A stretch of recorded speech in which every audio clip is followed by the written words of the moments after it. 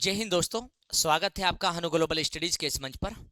चलिए हम लोग किसी भी एग्जाम में जहां पर हिंदी पूछी जा रही है, हिंदी के लेक्चर को आपके सामने लेकर के उपस्थित हुए हैं। और हिंदी में हम लोग अभी लेकर चलेंगे जो आपके सामने वो संज्ञा का टॉपिक लेकर चले। आपके आने वाले किसी भी एग्जाम के लिए, चाहे वीडियो वीपीडी हो, चाहे उत्तराखंड में यहाँ पर हम लोग देखकर चले कोई भी एग्जाम हो, या आपका सेंटर में एसएससी जीडी हो, या आपका यूपी में यूपी पुलिस हो या यूपी एसआई हो, जहां पर भी हिंदी का पाठ पूछा जा रहा है उसके लिए हिंदी हम लोग स्टार्ट कर रहे हैं जरा।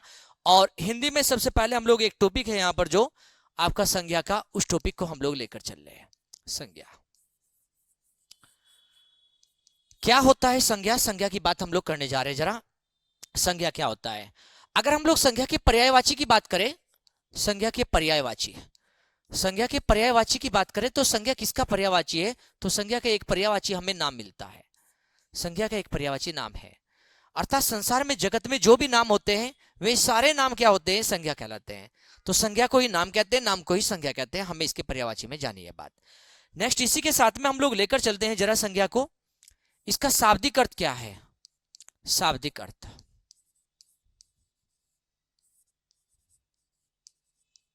संज्ञा का शाब्दिक अर्थ क्या है? शाब्दिक अर्थ जानेंगे हम लोग यहां पर इसका सम्यक ज्ञान। सम्यक ज्ञान, तो संज्ञा का शाब्दिक अर्थ होता है सम्यक ज्ञान। अर्थात हम लोग लेकर चल रहे हैं यहां पर संज्ञा, संसार में, जगत में जो भी नाम होते हैं वे दिखाई देने वाले हो, दिखाई न देने वाले हो, वे सारे नाम क्या कहलाते हैं? संज्ञा कहलाते हैं। और संज्ञा का शाब्दिक अर्थ क्या पढ़ रहे हैं हम लोग? सम्यक ज्ञान हम लोग लेकर चले। तो व्याकरण में उस विकारी शब्द को संज्ञा कहते हैं जो किसी वास्तविक व काल्पनिक वस्तु का बोध कराए, उसी को हम लोग क्या पढ़ेंगे? संज्ञा पढ़ेंगे। तो हम लोग जानकर चले यहां पर संज्ञा। व्याकरण, व्याकरण में उस विकारी शब्द, उस विकारी शब्द, व्याकरण में उस विकारी शब्द को संज्ञा कहते हैं। उस विकारी शब्द को संज्ञा कहते हैं। व्याकरण में उस विकारी शब्द को संज्ञा कहते हैं, संज्ञा कहते हैं जो जो हमें किसी वास्तविक, जो हमें किसी वास्तविक, वास्तविक या काल्पनिक, वास्तविक या काल्पनिक वस्तु, वास्तविक व काल्पनिक वस्तु का बोध कराए, काल्पनिक वस्तु का बोध कराए, बोध कराए। तो हम लोग पढ़ रहे संज्ञा किसे कहेंगे? तो संज्ञा के विषय में जान रहे हैं हम लोग। शाब्दिक अर्थ क्या है? सम्यक ज्ञान। व्याकरण में उस विकारी शब्द को संज्ञा कहते हैं जो हमें किसी वास्तविक या काल्पनिक वस्तु का बोध कराए। वास्तविक का मतलब जो दिखाई देने वाला होता है, और काल्पनिक का मतलब जो दिखाई देने वाला ना होता है। दृश्यमान हो, अदृश्यमान हो, दिखाई देता हो, ना देता हो, छू सकते हैं, नहीं छू सकते हैं, वे सारे शब्द क्या है आपके जी? जो भी नाम यहाँ पर है वे सभी नाम कहलाए संज्ञा। अर्थात हम लोग ये कह सकते हैं यहां पर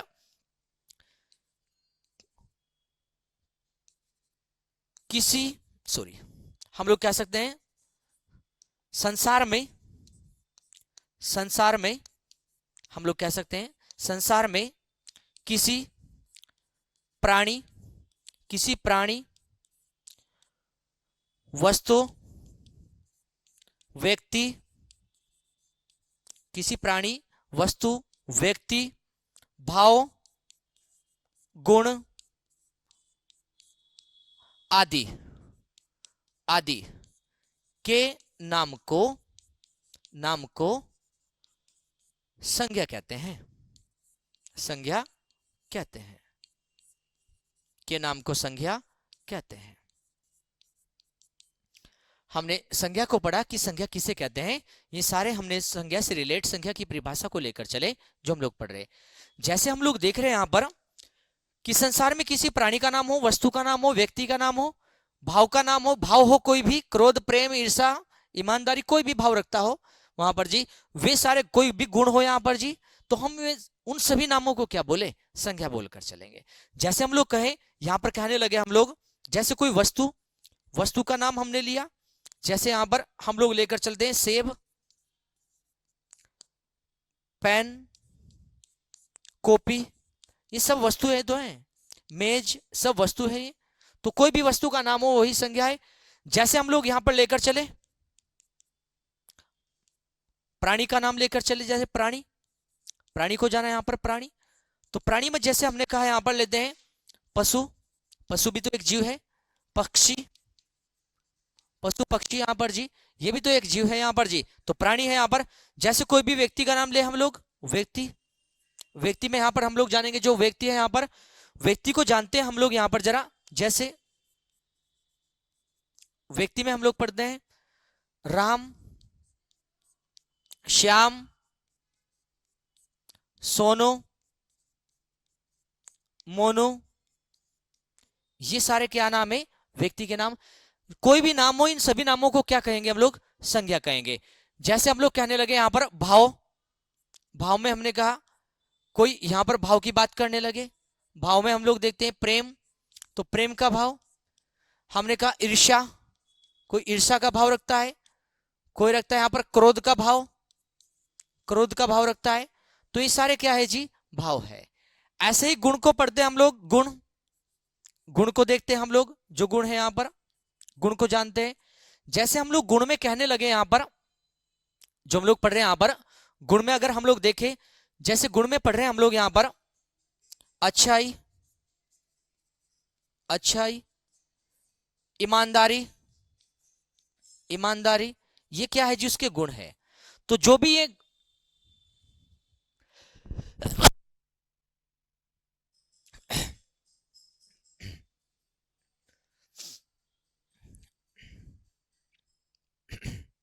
तो हमने जाने यहां पर संज्ञा, हमारा टॉपिक संज्ञा है, उसमें हमने केवल अभी परिभाषा पर बात की है। परिभाषा के बाद आगे बात करते हैं हम लोग संज्ञा से रिलेट जो है। अब देखो जरा, एक शब्द आता है,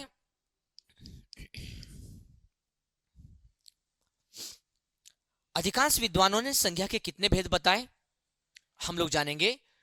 जो अधिकांश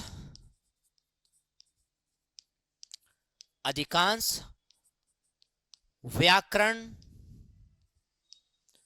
अधिकांश व्याकरण ज्ञाता, अधिकांश व्याकरण ज्ञाता के अनुसार, के अनुसार संज्ञा के भेद,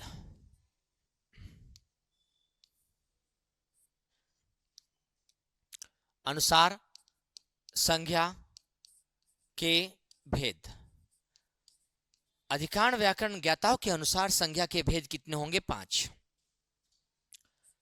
5 भेद होंगे। अधिकांश व्याकरण ज्ञाताओं के अनुसार संज्ञा के 5 भेद है। एक संज्ञा हम लोग पढ़ेंगे यहां पर जी, व्यक्तिवाचक, अधिकांश व्याकरण ज्ञाता कहते हैं व्यक्तिवाचक संज्ञा, व्यक्तिवाचक संज्ञा। नेक्स्ट नंबर 2 पर पढ़ेंगे हम लोग जातिवाचक, जातिवाचक संज्ञा, जातिवाचक संज्ञा। नेक्स्ट नंबर 2 पर जातिवाचक संज्ञा। नंबर 3 पर पढ़ेंगे हम लोग भाववाचक,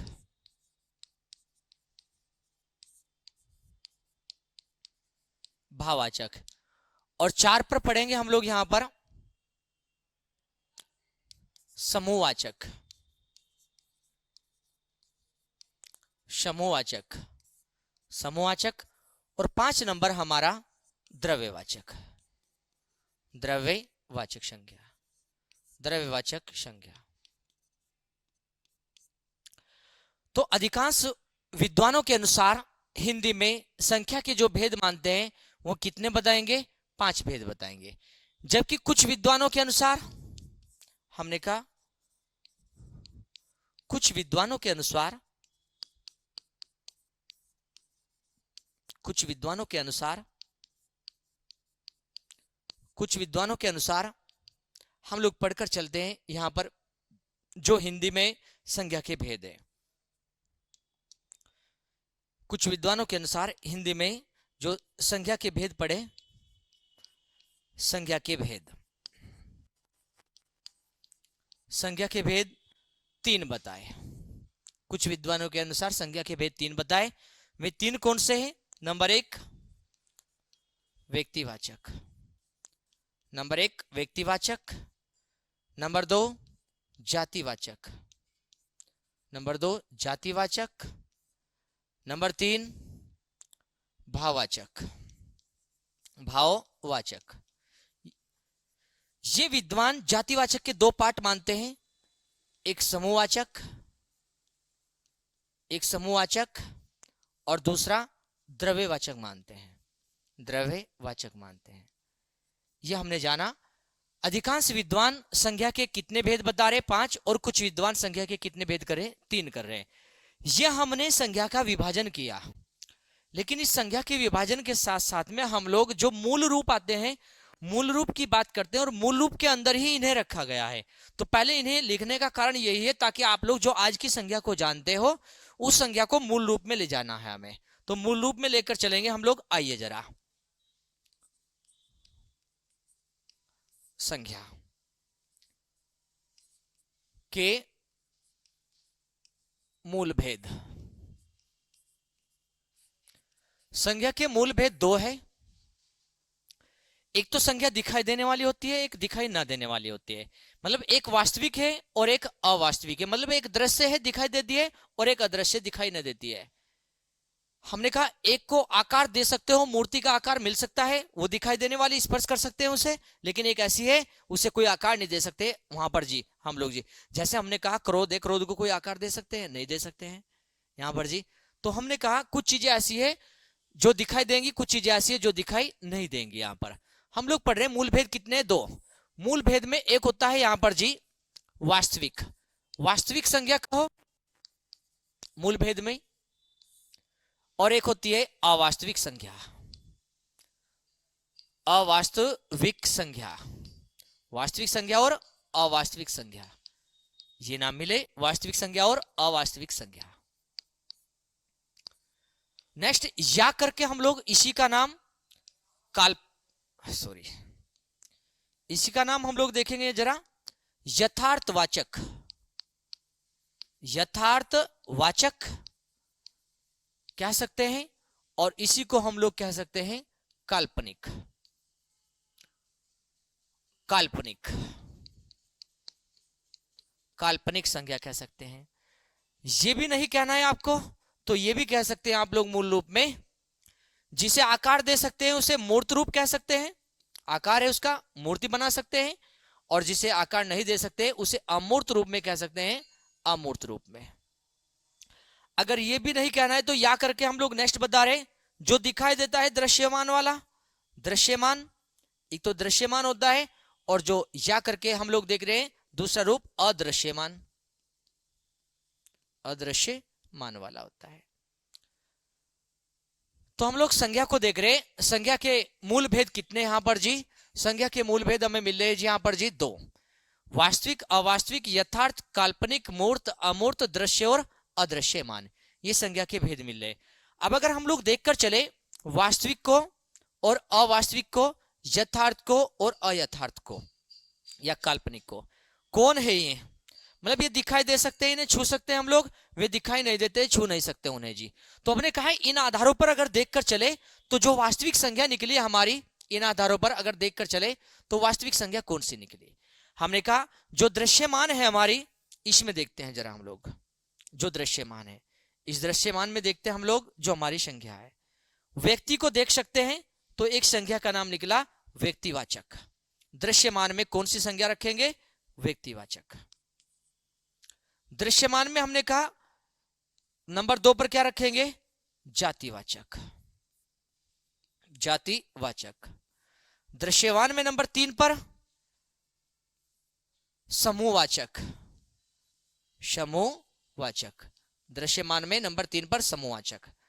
दृश्यमान में नंबर 4 पर द्रव्यवाचक, द्रव्यवाचक। नंबर 4 पर द्रव्यवाचक।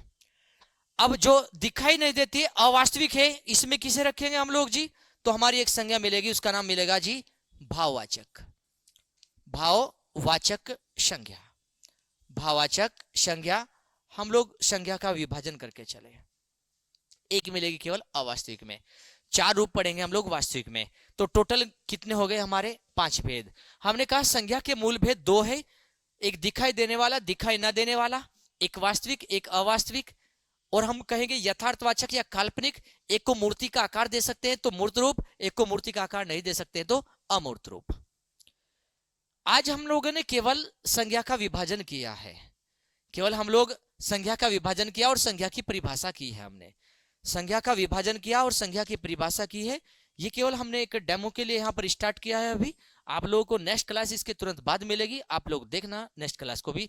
तो मिलते हैं नेक्स्ट क्लास में आप लोगों से हम लोग। धन्यवाद।